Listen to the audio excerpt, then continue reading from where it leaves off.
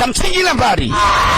Maskini Jepti anachinjiliwa mbari, analamika, wakamchongomeka kisu.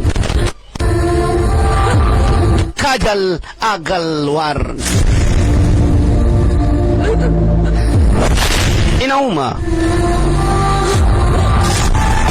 Ndiye mtu ambaye anampenda, wakati dada anachinjwa anachongomekwa kisu tumboni.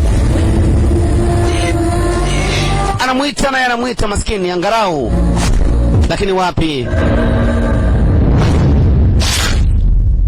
Hatimaye dada anafariki na bwana mkubwa anadondoka kuachilia hana msaada wote. Aro Alijun